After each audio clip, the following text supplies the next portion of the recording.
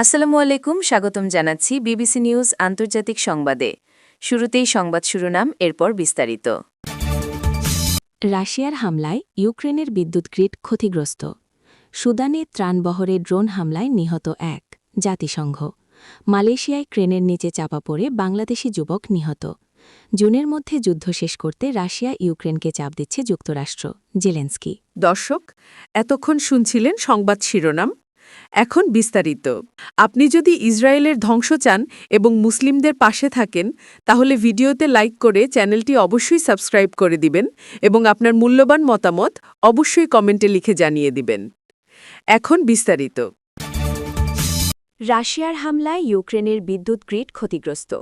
রাশিয়ার বাহিনীর চালানো একটি বড় ধরনের হামলায় ইউক্রেনের বিদ্যুৎ অবকাঠামো ক্ষতিগ্রস্ত হয়েছে এবং এর ফলে দেশজুড়ে বিদ্যুৎ বিভ্রাট দেখা দিয়েছে বলে জানিয়েছে দেশটির রাষ্ট্রীয় গ্রিড অপারেটর। প্রায় ৪ বছর ধরে চলমান যুদ্ধ অবসানের লক্ষ্যে যুক্তরাষ্ট্রের মধ্যস্থতায় আলোচনা চললেও সাম্প্রতিক দিনগুলোতে ইউক্রেনে হামলা অব্যাহত রেখেছে রাশিয়া।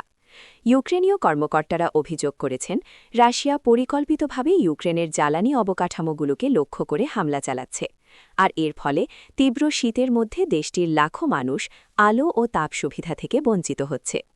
রাষ্ট্রীয় গ্রিড অপারেটর ইউক্রেনেরগো শনিবার সামাজিক যোগাযোগ মাধ্যম টেলিগ্রামে দেয়া এক বিবৃতিতে জানায়, রাশিয়া ইউক্রেনের বিদ্যুৎ গ্রিড স্থাপনাগুলোর ওপর আরেকটি বৃহৎ হামলা চালাচ্ছে।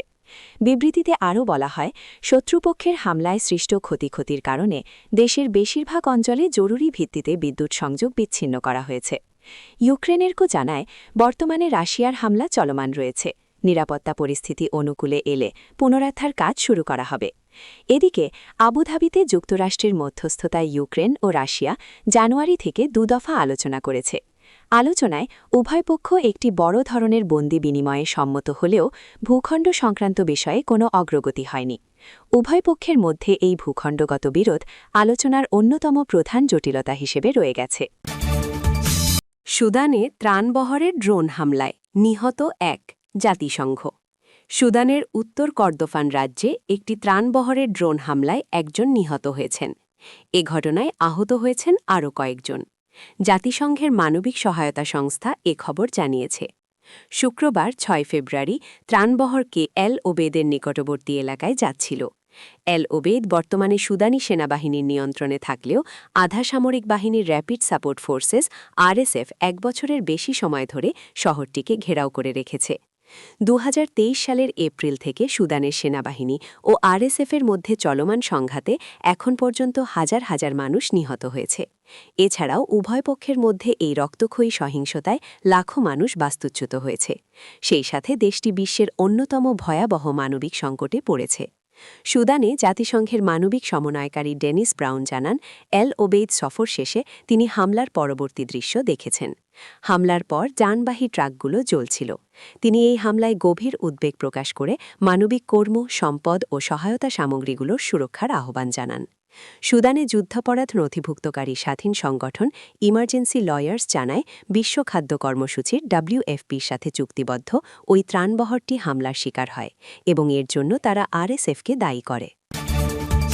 মালয়েশিয়ায় ক্রেনের নিচে চাপা পড়ে বাংলাদেশি যুবক নিহত।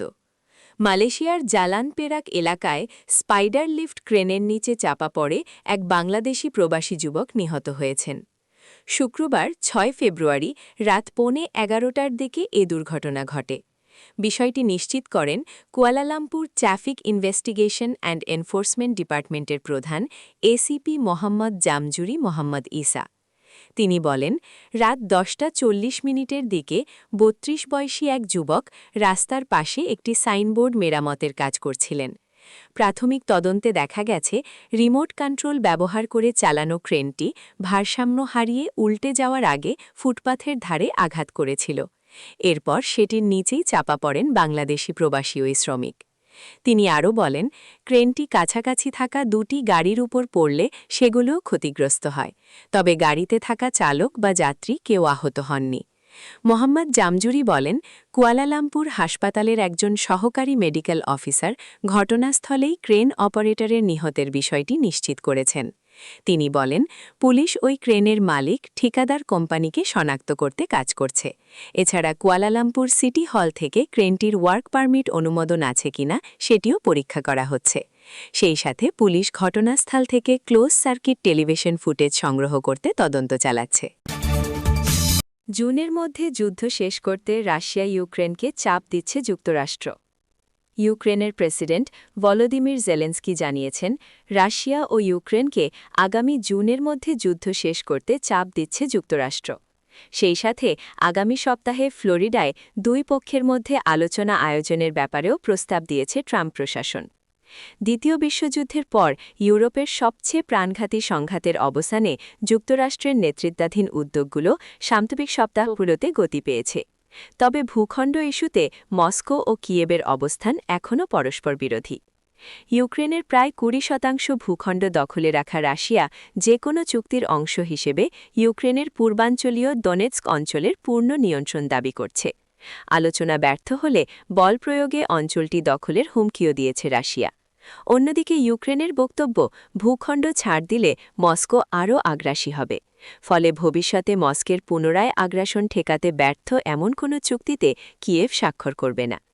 শনিবার 7 ফেব্রুয়ারি ভোরে প্রকাশিত এক বক্তব্যে সাংবাদিকদের জেলেন্সকি বলেন, যুক্তরাষ্ট্র প্রথমবারের মতো ইউক্রেন ও রাশিয়াকে এক সপ্তাহের মধ্যে সম্ভবত মিয়ামিতে বৈঠকে বসতে প্রস্তাব দিয়েছে। তারা জুনের মধ্যে সবকিছু সম্পন্ন করতে চায়। এ বছরের জানুয়ারি থেকে আবুধাবিতে যুক্তরাষ্ট্রের মধ্যস্থতায় 2 দফা আলোচনা অনুষ্ঠিত হয়েছে। এতে বড় ধরনের বন্দি বিনিময় হলেও ভূখণ্ড প্রশ্নে কোনো